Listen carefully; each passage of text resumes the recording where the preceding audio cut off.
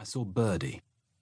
She smiled at me, and at the sight of those tiny little teeth, I exploded. I leapt across the table and threw myself at David. I tried to hit him. Well, in fact, I tried to kill him. That was my main intent.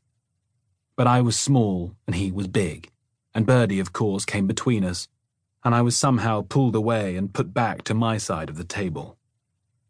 I looked at my sister, at the strange smile playing on her lips, and I could not believe that I had never seen it before, had not seen that my stupid little sister had fallen for the whole thing, that she saw David as my mother saw David, as Birdie saw David, that she was proud that David had chosen her, and proud to be carrying his child.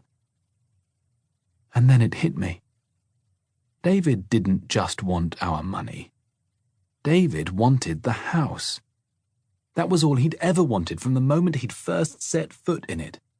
And having a baby with my sister would secure his stake in it. I went to my parents' bedroom the next day. I opened the cardboard boxes into which all their non-valuable possessions had been emptied when the furniture was given away. I could sense my father's eyes on me. "Daddy," I said, "where's the will? The will that says what happens to the house when you die."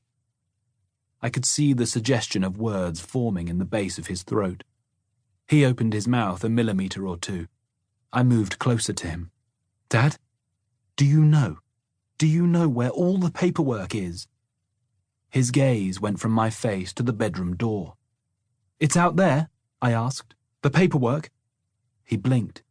He did this sometimes when he was being fed. If Mum said, "Is that nice, darling?" he would blink and Mum would say, "Good, good," and give him another mouthful. "Which room?" I asked. "Which room is it in?" I saw his eyes move to the left a fraction, towards David and Birdie's room. "In David's room?" He blinked. My heart plummeted. I could not possibly go into David and Birdie's room. They kept it locked for a start, and even if they didn't, the consequences of being caught in there were unthinkable.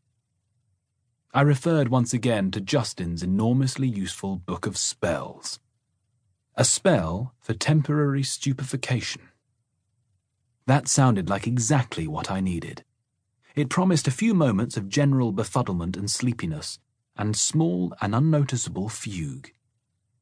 It involved the use of deadly nightshade, Atropa belladonna, the poisonous plant that Justin had told me about all those months before. I'd been growing it, secretly, after finding some seeds in Justin's apothecarial chest. The seeds had needed to be soaked in water in the fridge for 2 weeks. I'd told the grown-ups I was experimenting with a new herb for Finn's ennui.